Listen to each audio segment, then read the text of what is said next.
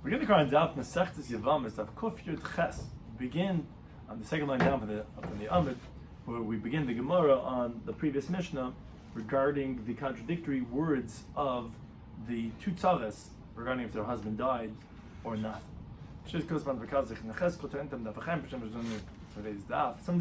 today's Daf are halacha of meizbala, like we said regarding tzara, which is the case we start with, and regarding chamaisa, regarding her mother-in-law.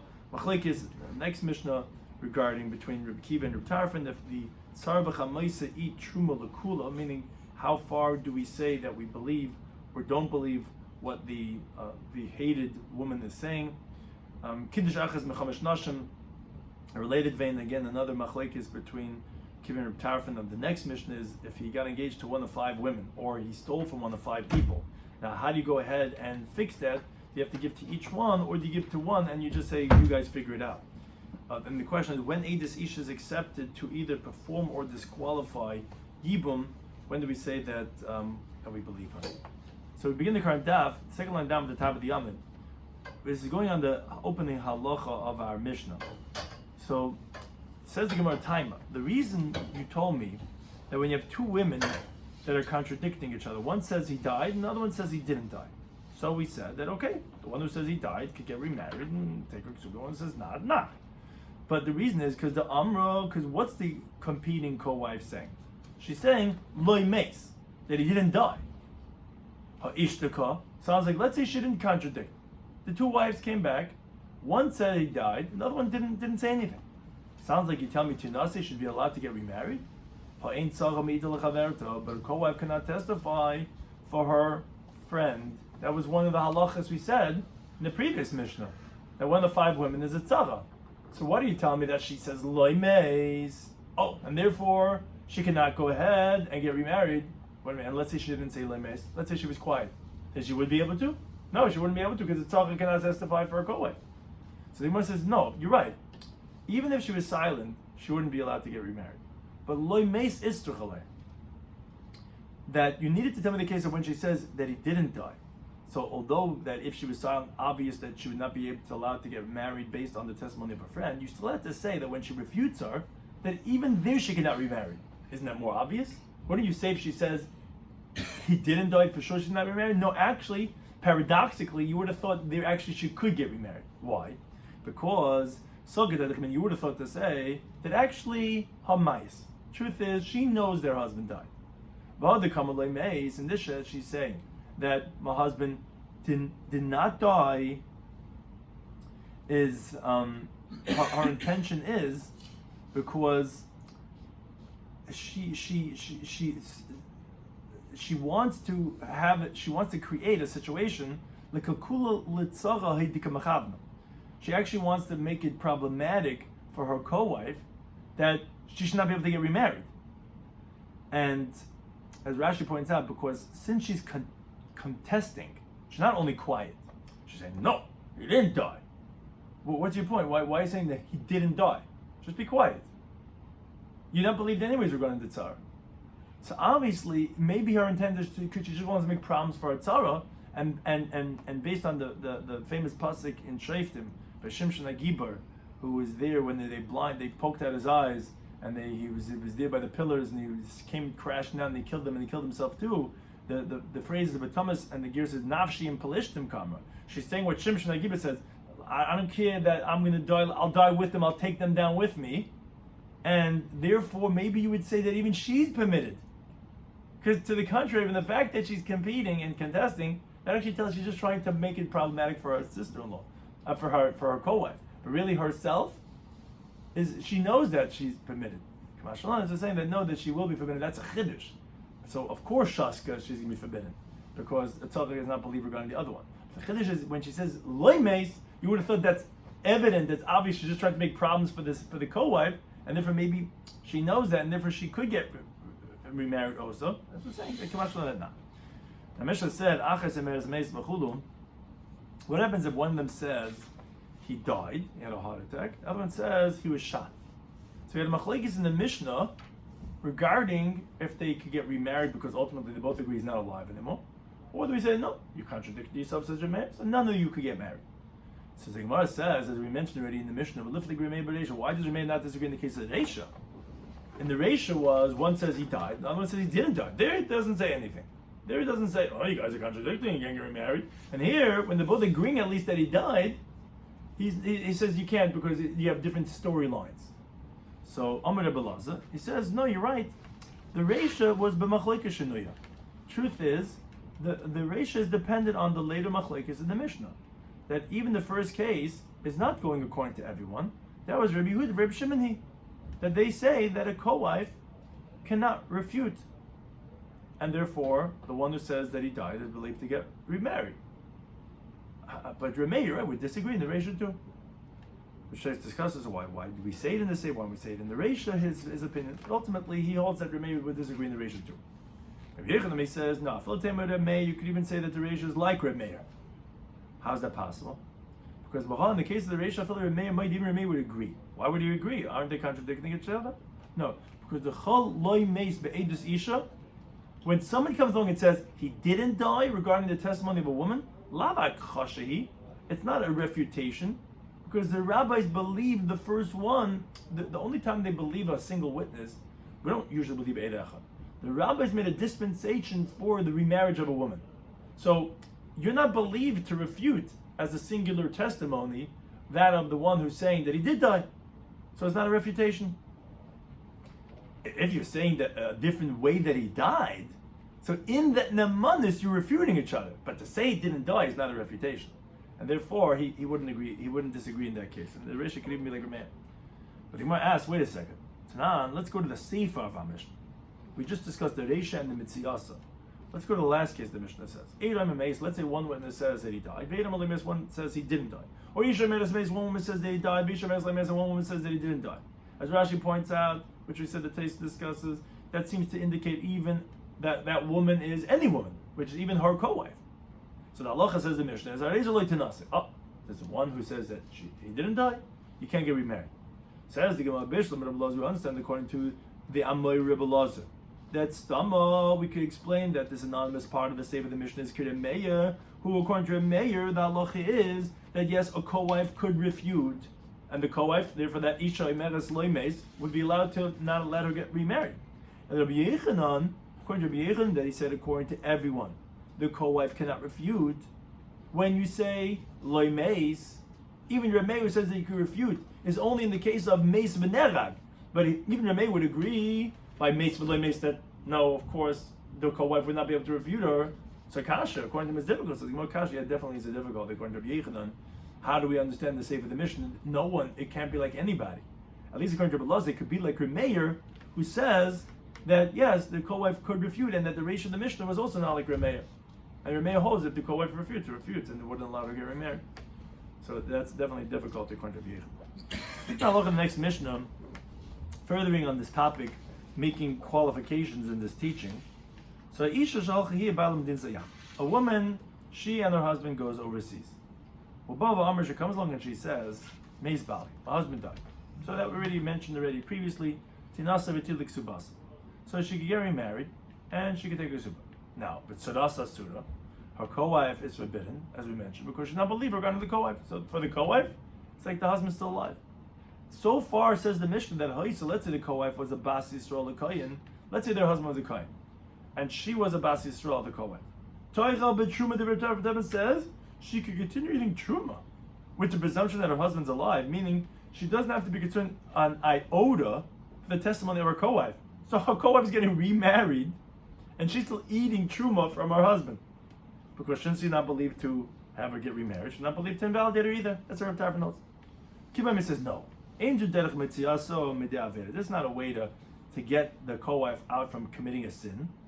Until you have stringently from both sides. Astruli nas, she's not going to get remarried because we don't believe the co-wife. At the same time, she's for sure forbidden to eat truma because we at least are concerned and suspect that maybe it is true what the co-wife said. We can't trust her to allow her to get remarried because she might try to ruin her, but she might be telling the truth. As I invite that we let her get remarried.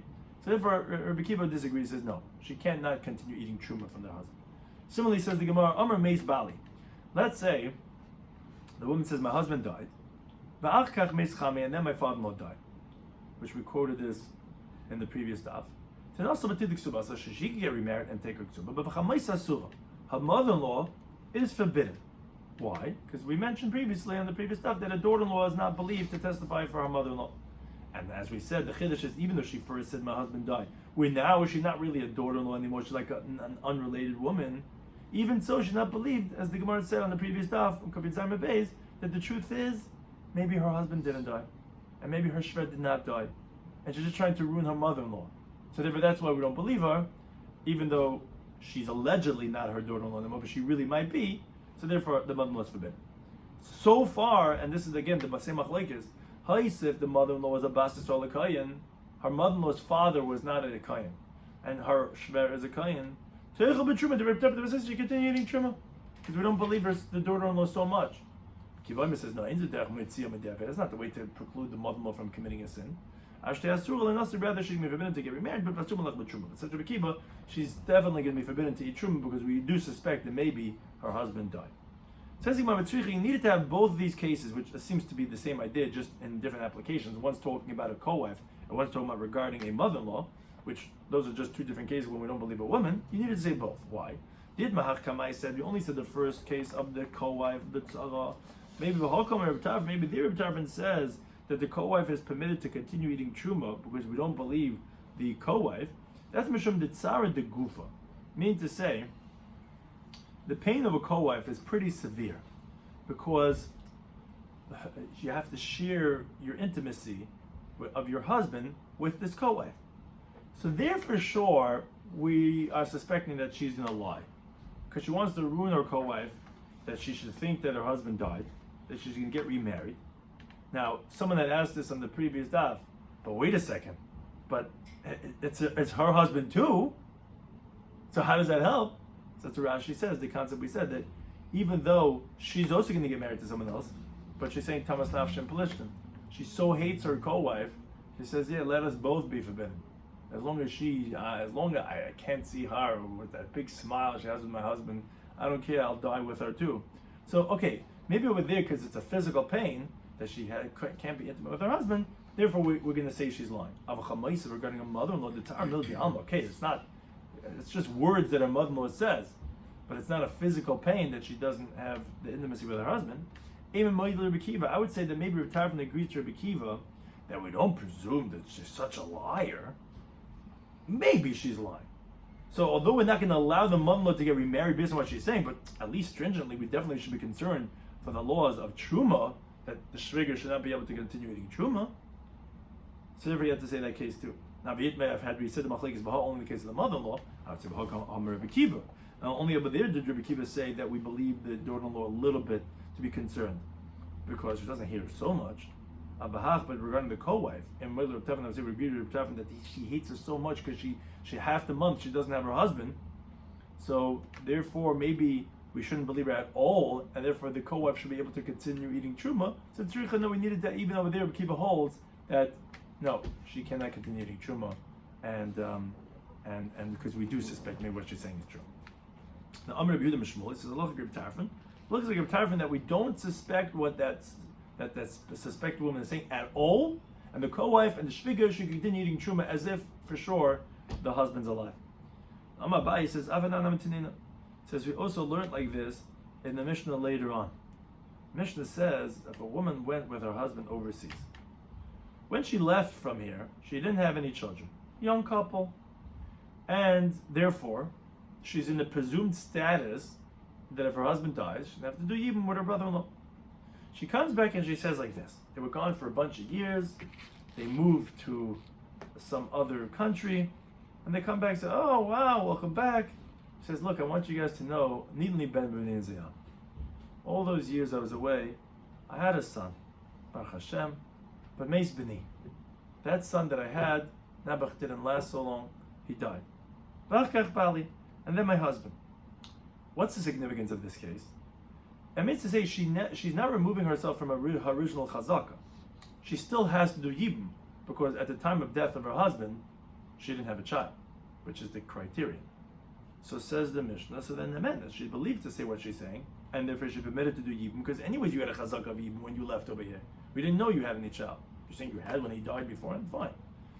But let's say she says, actually what happened was I had a child, and then there was an accident, and Bali, first my husband died on impact, my son was in ICU for a few months, and then my son died.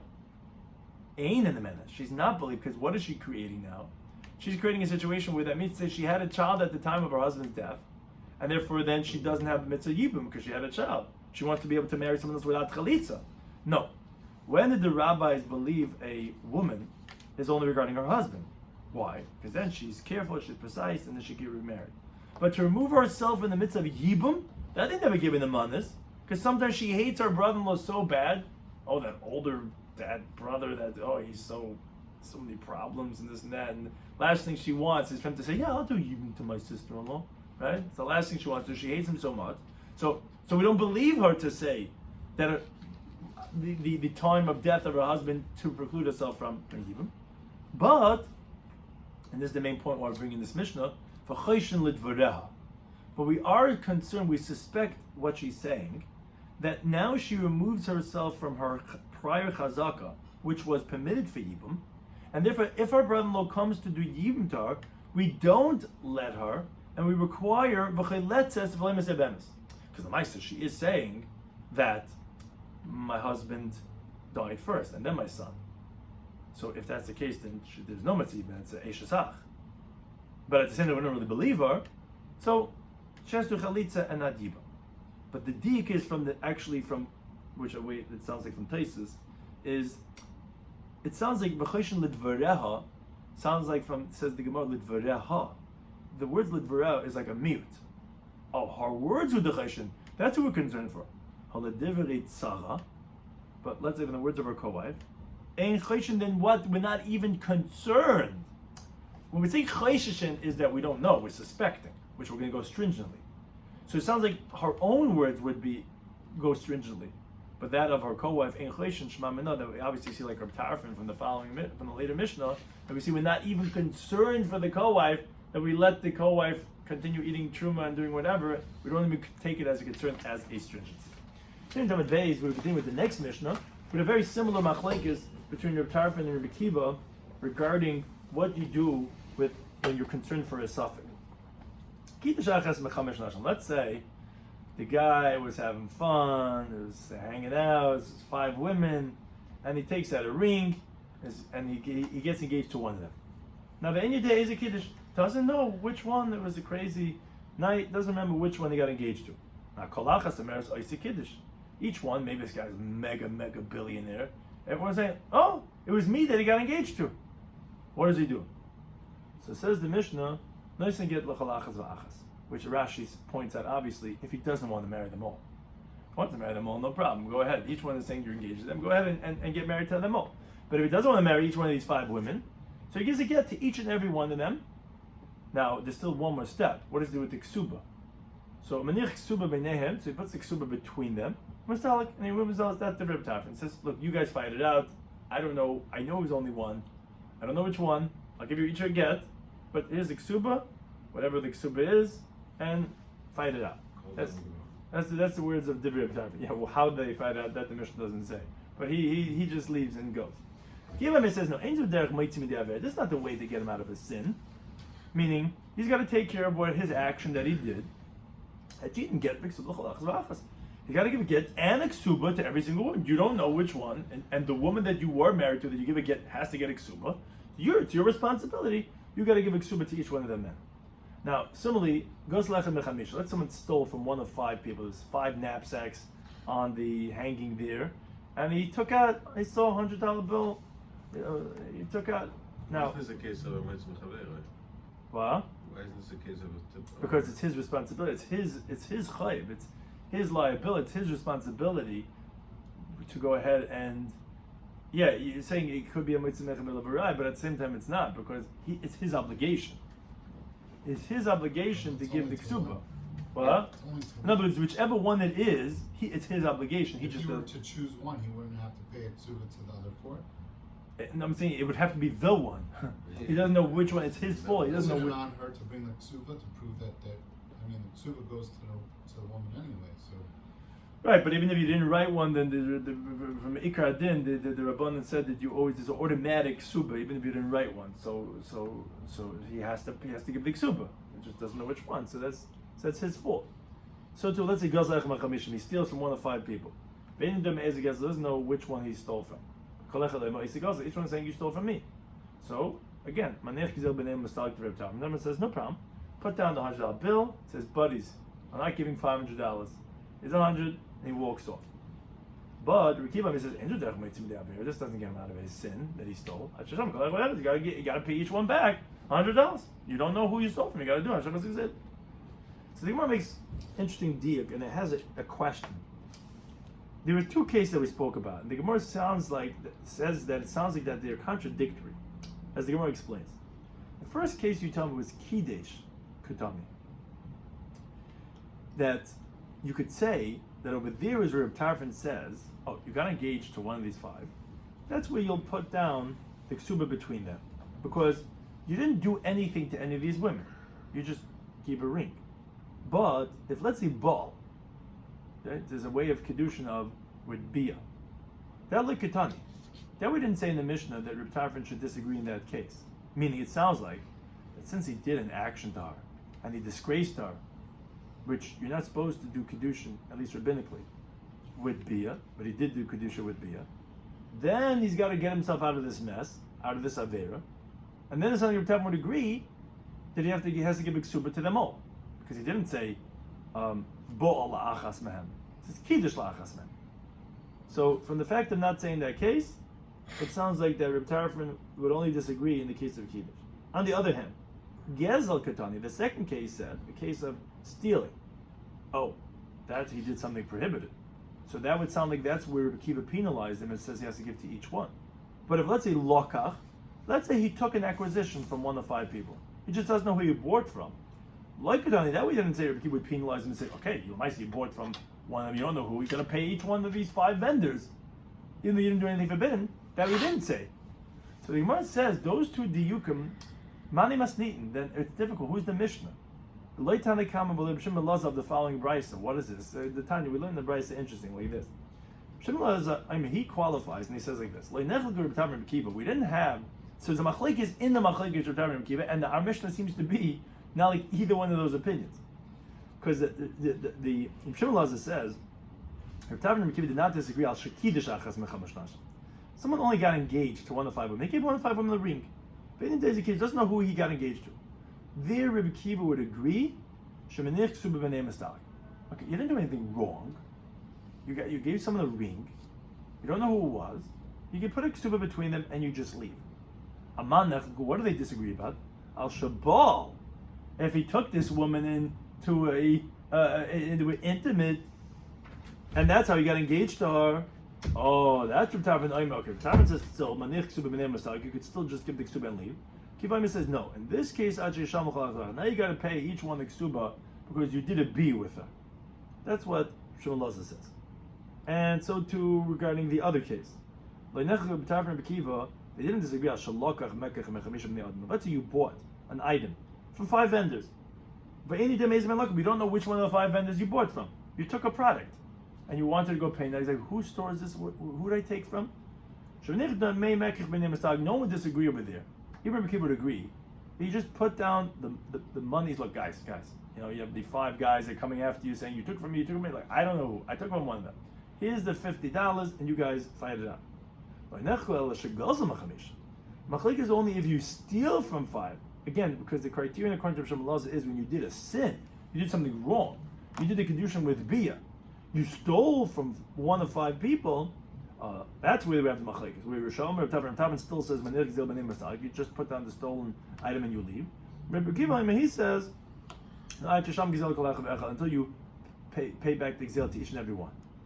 That's what Shimon Laza says. Now, the Gemara says when they come to Shimon Laza, the fact that Shimon Laza is saying that it's bekidish v'lokach le'pligi, that when you're getting engaged or when you're buying something which you didn't do anything wrong, that Rabbi Kiva would not disagree and would hold that you could just be manech and leave. Machal, the inference is the Tanakama Soba, meaning that the Rabbanan, that in regards to the cases of Kiddush and Lakach, they hold that pligi, that they would disagree over there, where you're not really doing something so wrong. But that the inference would be that actually by the case of Baal and Gazal, that actually even Reb Tapa would agree that no, that's so wrong that you do have to make it up and you have to give to each one of the five.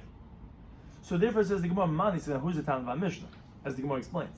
If it's a Tanakh listen Kiddush Velokach, then it should say when he gave a Kiddushin and he not Gazal, but that he bought. Because according to the Tanakh, which we only were Madai from Shimon Lazar, what the Tanakh holds, he holds Machlik is only on when you didn't do something so wrong. When you did something so wrong of, let's say, Baal of a Gazal, then you actually have to, even your top one degree, you have to give back the whole five. That's why I'm saying Gazal. And even Shimon Lazar, if it's going to Shimon Lazar, listen to Baal of a Gazal. Don't say Kiddush of a Gazal. Say Baal of a Gazal. Because Shimon Lazar holds the Machlik is only when you did something that wrong, then Reb Kiva holds that you have to give back to each one. But if it was the case of Kiddush, actually, Reb Kiva would agree you don't have to.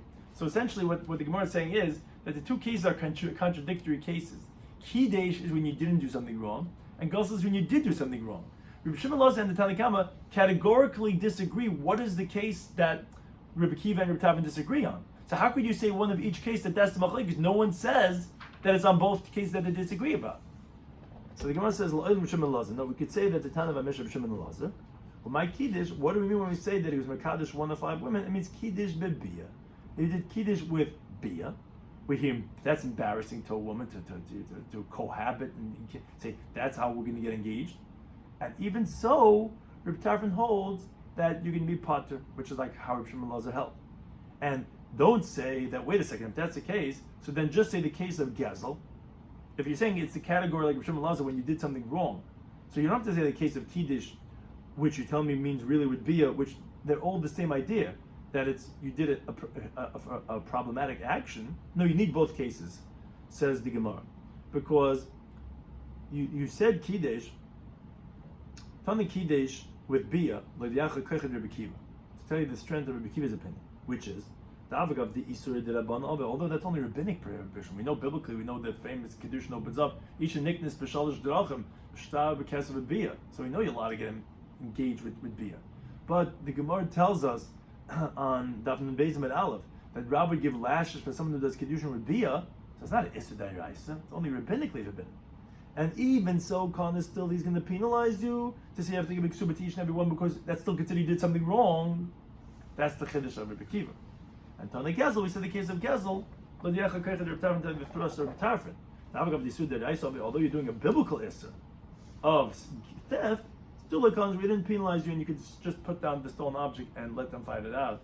So yes, it's like Rabbi Shimon Lazar, Kiddush doesn't mean with like a ring, it means Kiddush bebia, so you did something wrong, but not so wrong like Gezel.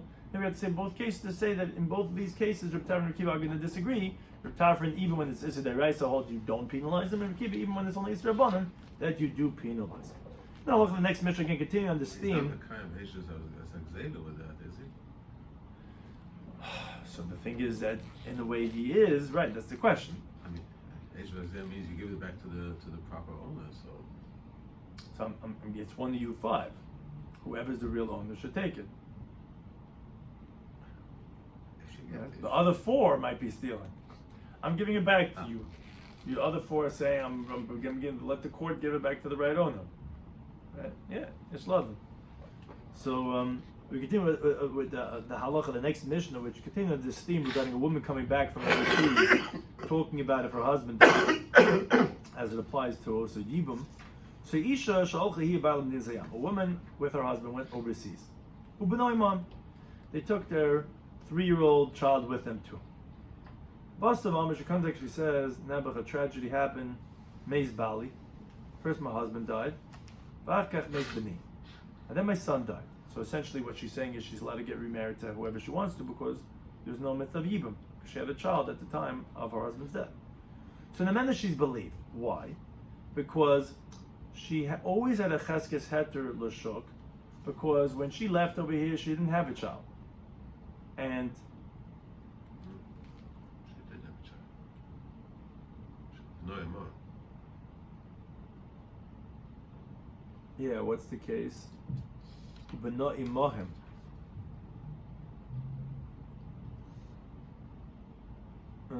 Yeah, unless this is the case of where she had a son over there. Right, what's this case? We had this case. Right, we mentioned it, but the wording seems to say that Ubenai Mohem, as if the son left with them.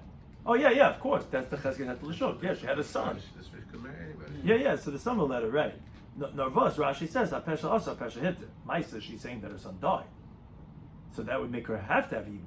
But she's also qualifying that saying, but yeah, my husband died first. Yeah. So that's permitting her to again marry whoever she wants to. Right? Okay. So therefore she believes. Let's say Meis Beni Va'achkach Meis Bal. Let's say she says, no, actually my son died first, and then my husband died. No, in the man that she not believe to do Yibum to her Yavam, because that she does not have a chazaka for. She was always muchzik that she's usher to the Yavam. Now she is saying that her husband died when there was no children. But we do suspect her words, as we quoted this on the previous Amid, that Labai says she's removing herself from her chazaka. And therefore, we're not going to permit her without chalitza, because ultimately it's what's called shabi anafshi chaticha di surah. She's making herself as prohibited to everyone else in the world, because she's saying, I am a Yevama. So therefore, we don't trust her to do Yibum, but therefore, she does chalitza. At least we're going to require chalitza, but she cannot do Yibum. Let's say she says, Nitin ben b'medin zayam. Let's say she says that, I had a child overseas, which she had left without a son. So she had a chazaka that she was going to end up doing Yibum. But she says, I had a son overseas, but she says, but my son died first, and then my husband died. So then the minute she believed, like we said already on previous, because she had a chazaka for Yibum. Now that she's saying she had a son, but he died first, she's still back to the same place. But let's say she said, let's say my husband died first, and then my son died. Ain't the man that she not believe, because what does she want to do now? She wants to release, and this is the case that we actually mentioned, she wants to remove herself from the midst of Yibum to permit herself to marry other people. That she's not believed, because the chazaka was that she's mitzvah in Yibum. But we are concerned with what she's saying, and therefore that we're not going to let her do Yibum, even though we had a chazaka with that. We're going to be concerned that she's going to have to do chalitza, not Yibum. Let's say she says nitin li yavam b'medina siyam. Let's say she says that a brother-in-law was born to me when I was overseas. Meaning she went with a chazaka that there was no other brothers. He was an only child. And then she says, my mother-in-law had overseas another son. And therefore a Yavam was born. But she says, Meis Bal Bachach Meis Yevami. She says, well, my husband died first and then my Yavam died, or in this case it doesn't make a difference, Yevami Bachach Bali, or my brother-in-law died, then my husband, because either way, it doesn't make a difference when the brother-in-law dies. It's going to permit, if he's dead, it's going to permit her to marry someone else. So the man that she's believing, she's permitted to marry whoever she wants, because anyway, that's her first chazaka. Because we never knew that there was a brother-in-law. So the pesha aser, her words that made her forbidden by saying, oh, you have a brother-in-law, is a pesha it, the same mouth that's saying, well, he died. So she'd be allowed to go ahead and marry if she wants to. Let's say her husband's single brother, he's going to take along, we're going on a trip together, we're going to Disney, we're going overseas, and all three of them going on this trip. Amr, she comes back and she says, look, my husband and my brother-in-law, they went on this RV, or whatever they were going on, this UTV, ATV, whatever. My husband died first, and then my brother-in-law died, or my brother-in-law, then my husband. Either way, Amen. She's not believed for this. Why? So the Mishnah ends off with a few different cases, but we don't really believe a woman to say these things. We're not believed to say my brother-in-law died, meaning essentially she wants to say that if the brother-in-law's dead, although we know he shared a chazaka v'yibum, he's dead. What do you want? My husband died and he's dead. Now there's no yavam. So I can marry whoever I want to. No one ever gave you the mothers to say your brother-in-law died. Shatina said that she can marry whoever she wants to. So to v'lemesa achaisa, a woman's not believed to say her sister died. Shatikon labesa that she can marry her husband, meaning you can't marry your sister's husband, but that's only issa achaisi, she's only b'chayav. But when her sister dies, she's allowed to marry her sister's husband. You're not believed to say your sister died to marry her husband. A husband is not believed to say, Meis Achim, my brother died, Shim Ishta, that he can now do Yim to his wife. Neither is he believed to say his wife died. She said that he can marry her sister. The only time we believed it was a woman to say her husband died. So therefore, in this case, where she needs to say that her brother-in-law died, that's not going to help. You can't say that to now marry Lashuk. Now, relating back to the halacha of the Mishnah, Rav asked from Nachman the following question: if someone wants to merit his wife with having a get, meaning he makes for her a shlich l'kabbalah. Now, usually it's called shlich l'halacha and shlich l'kabbalah. The husband can make an agent to deliver the get. A woman can make an agent to receive the get. The fundamental difference is the shlich l'halacha, it's not a get until she actually receives it. Shlich l'kabbalah, the moment the shlich gets it, she's divorced. Here he wants that the agent he's giving it to should make it that as if his wife already got it through the shliach to be divorced right now. When would that be a schos? The mokum yavam, which is this guy's about to die, and he has a brother. He doesn't want his wife Nebuch to go through his brother's crazy. Doesn't want his wife to go through the tzara of going through with his brother. So he wants to get her off the hook. Because as Rashi says, if it wasn't a situation of Yavam and he wants to divorce her, obviously he wouldn't be able to divorce her until she gets it, because there's halacha in chavel ad mishal b'fan. You cannot create a liability, which a woman getting divorced is a liability. You can only do it in front of the person. But over here, what's the halacha? Do we say it's a schus for her, it's a merit, because she doesn't want to be stuck with this whole yibum chalitza process? Or not? So the Gemara explains the question. Kim desani, since she hates her brother-in-law, schusula. So it's a great benefit.